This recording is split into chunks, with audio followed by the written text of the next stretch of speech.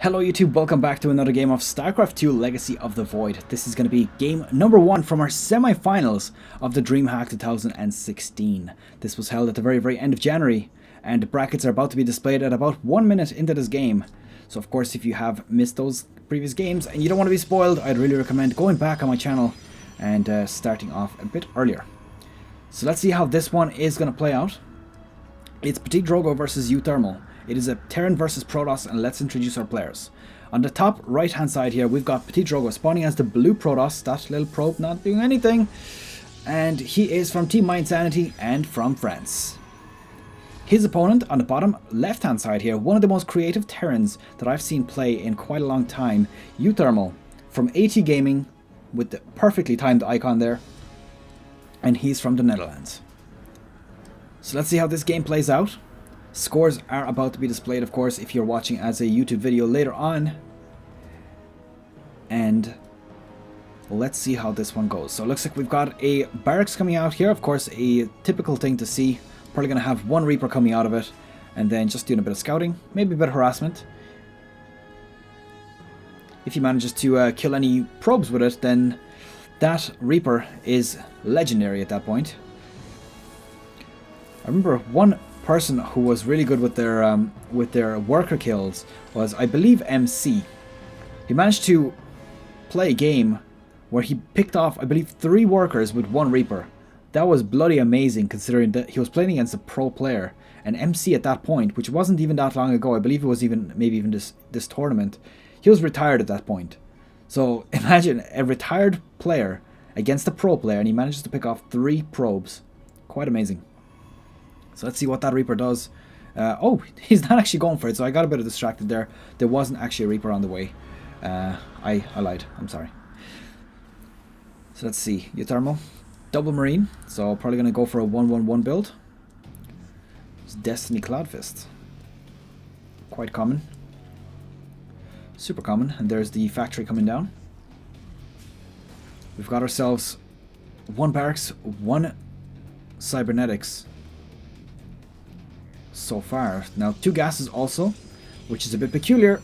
Twilight Council. Okay, so this is quite interesting now. So building a Twilight Council is a very strange choice, in my opinion. It's not a very common one, at least. Because typically, if you see 2 gases, you're probably going to see either a very robotics facility, a very early robotics facility, or of course you might see a Stargate, which would probably be the more common choice. And there we go, the robotics is coming down. So this, depending on how this game goes, is either going to be Resonating Glaives or Blink, of course. It looks like Resonating Glaives is the choice of tech. And I assume, yeah, he's doing this because he saw the reactor here, so that kind of makes sense.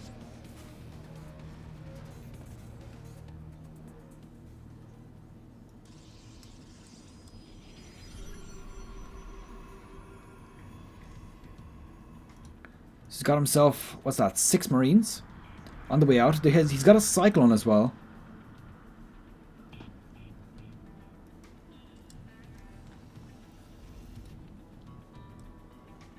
And looks like the starport on the way. Oh, interesting. So instead of getting himself a medevac, he's actually opted to go for a Viking. That's definitely weird. And especially versus Protoss, you typically don't actually see this, because there's no overlords to pick off.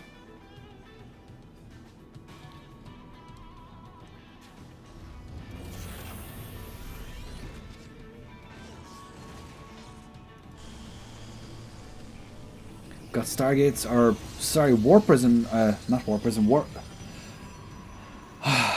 Gates complete. And he's going for the drop here with the Adepts. 4 Adepts loaded up, probably gonna... Oh no! Oh no, this Cyclone! This is perfect timing for the Cyclone. Is he going to get it out? Yes, he is going to take it out, and that pretty much denies that whole harassment. We're going to lose this Cyclone, but boy, was that worth it. Because those 4 Adepts could have done some serious damage. Some good play here, uThermal. As I said, this guy is super creative, and he knows his opponent. He knows what they're going to do. And he anticipates that stuff pretty damn well. So picking off a Warp Prism pretty much immediately as soon as it exits the base. Some very, very good play there. And imagine if those 4 adepts went loose inside the base. Those 5 marines would not be able to take care of it. By the time this siege tank gets, you know, waddles over away like a freaking penguin, there could be a lot of damage done at that point.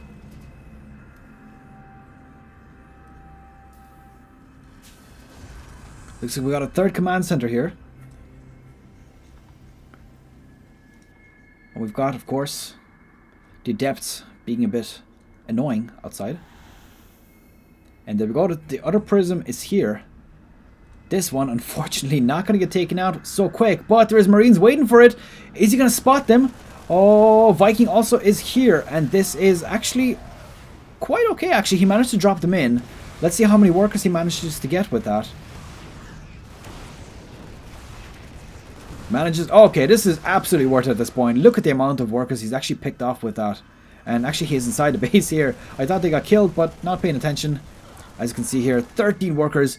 That was some really good harassment with just 4 adepts. So despite the fact that he did lose the first war prism, he made that worth it later on.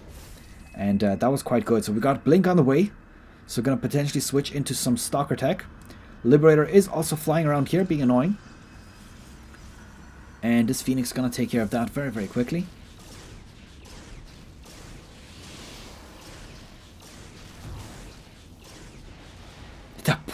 That poor probe, he's like, oh, this is safe. I'm just going to waddle on away inside into my mineral line. And then he just gets splattered. Poor little thing. So let's see what we got here. Look at the worker supply. I mean, this is just insane. The worker supply is absolutely amazingly bad right now. 62 to 42, there's a 20 worker supply lead. So this is not looking good right now for our Terran player. So uThermal, is he gonna choke? Or is he gonna continue on doing so well like he did with that Cyclone?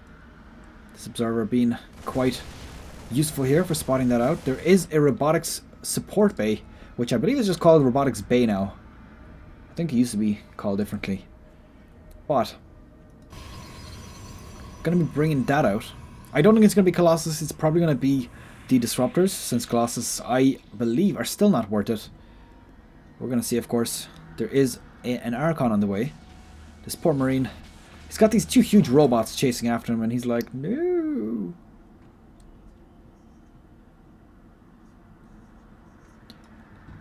And let's see. Oh my god, he's actually going for the Colossus and External Thermal Lance. Extended Thermal Lance is the correct word for it. Yes, it is. I remember from Wings of Liberty. My memory is not that bad. I'm not getting that old. And it looks like uThermal building a few Widow Mines. So we're going to potentially snipe off a few units that are unsuspecting. Seeing Colossus in game, though, brings a warmth to my heart pretty much every time. This Liberator getting a few kills, not going to get too much.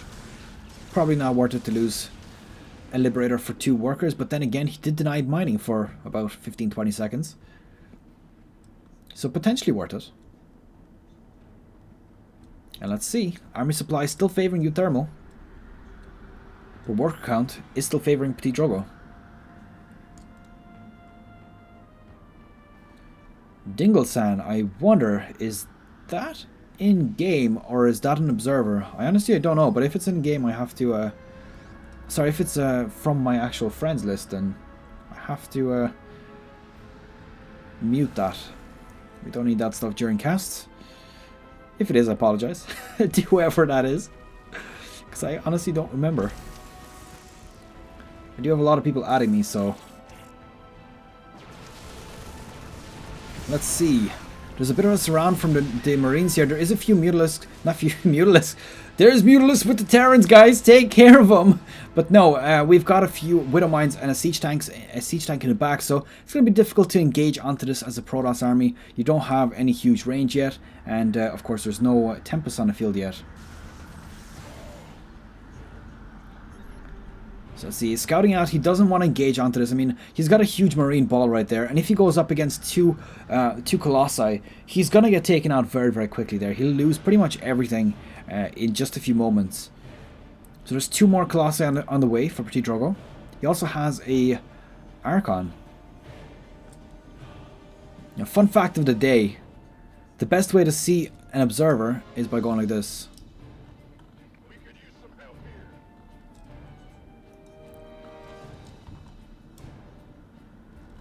Let's see. Oh wow, these units seem very close for some reason.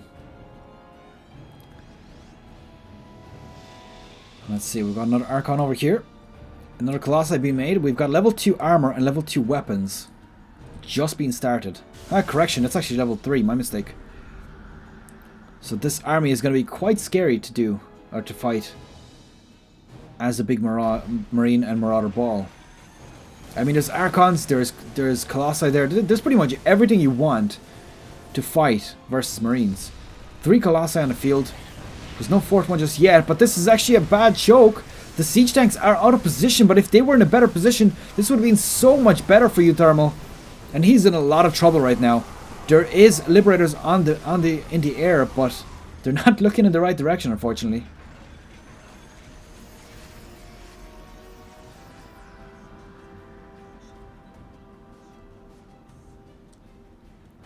And that was quite unfortunate, I have to say. uThermal, with his siege tanks, they were just not defended well enough. I think that they were sitting here like open, like sitting ducks against a bunch of Colossi, which just nuked them from behind.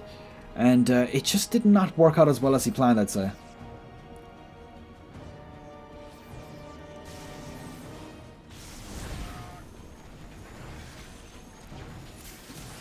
Let's see, just a few Stalkers up on the high ground here. Not going to get a whole lot done.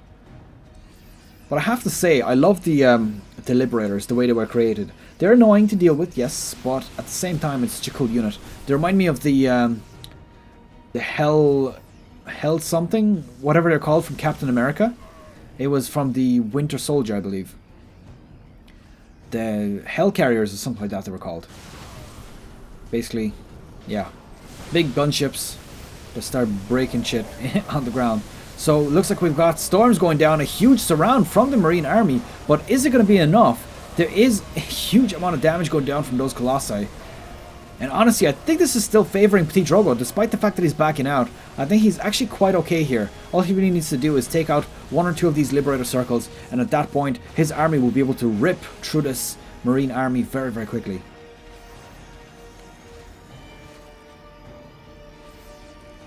What have we got here? Command Center. We've got also a planetary fortress over here inside this base, so not going for, you know, a bit of defense, because of course, gonna have to be very careful. And I think what PtitDrogo has to do right now, and unfortunately it's such an underused skill, PtitDrogo needs to bring out the oracles with status wards. Place them right here, and as soon as an army walks into that, just rip them a new hole, because that is probably the most underused skill, but probably the most overpowered one. Because realistically, let's say a fight that I had, or a cast that I had yesterday, I believe, or when was the last time I casted? I can't even remember. Basically, what we had there was... It was actually yesterday. My memory is maybe as bad as I thought. But anyways, you had like 5 or 6 siege tanks be put down on top of the status board at the exact same time, and all of those siege tanks all of a sudden get status warded, and at that point they're wrecked. There's nothing that the army can do, and unfortunately that player actually lost. I can't quite remember who it was though. Let's see, this Tempest just doing a bit of damage from the back. Quite useful to waste minerals. Does cost a lot of damage.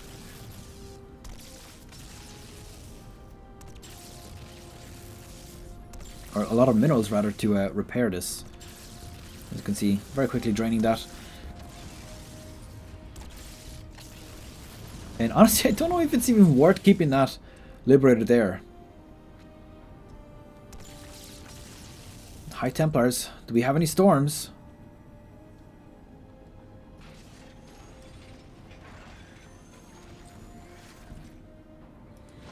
Looks like we got a little bit of a drop here. Now that gets spotted pretty much straight away. Now I don't know whether he was expecting this somehow, but he definitely anticipated it. And that was quite good.